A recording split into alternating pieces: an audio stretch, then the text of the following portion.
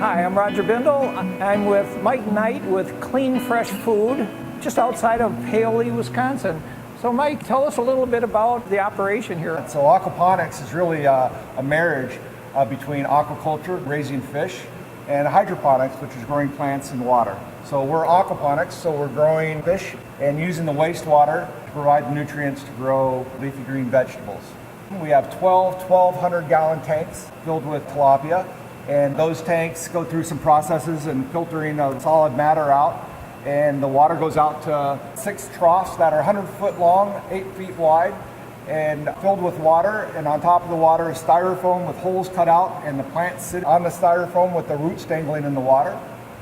And then the water comes back into the fish. So it's a recirculating system. So in a very basic sense, we feed the fish poop. The bacteria convert the poop into nutrients. Plants take it up, and it's a real symbiotic relationship. If only it were just that simple.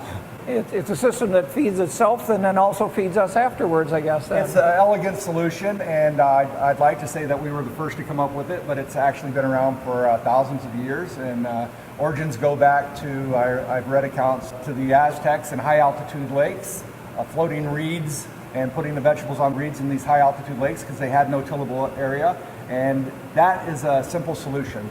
And I know you're growing tilapia now, but you said you're going to start growing some bluegills back there.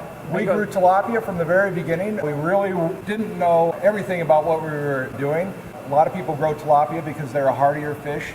They can withstand a wider temperature range, and they're a marketable fish as well. So we started there, but as we said, we're clean, fresh food. We only deliver to a very local market. So we wanted to have a little bit more local fish. So we're phasing out tilapia, and we're introducing bluegill.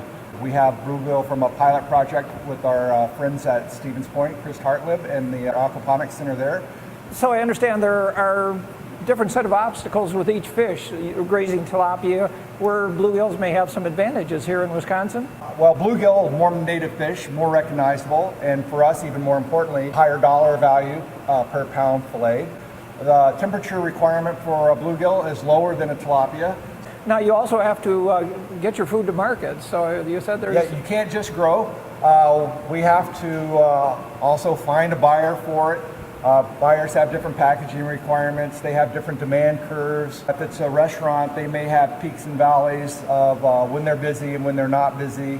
So the demand isn't steady. So there's not a real steady state. So it's something that a small producer such as ourselves really has to have a sharp pencil for. You have to go out and find these relationships, maintain the relationships, understand what the demand curves are, and then you got to package and deliver.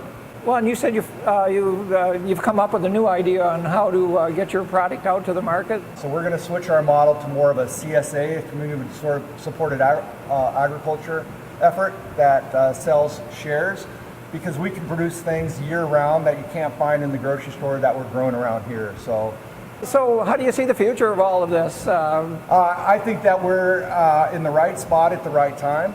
You just cannot mimic the quality that a small producer can provide on a factory farm level. I understand the need for it and the demand and the commodity pricing, but real food is grown at a local level.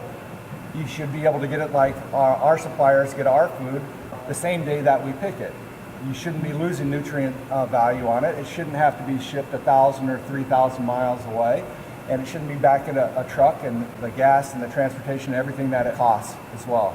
So I think that we're, in the U.S., slowly moving towards a regional model. You see it in craft beer and craft distilleries for hard liquors now. I think it's going to reach into the food side as well.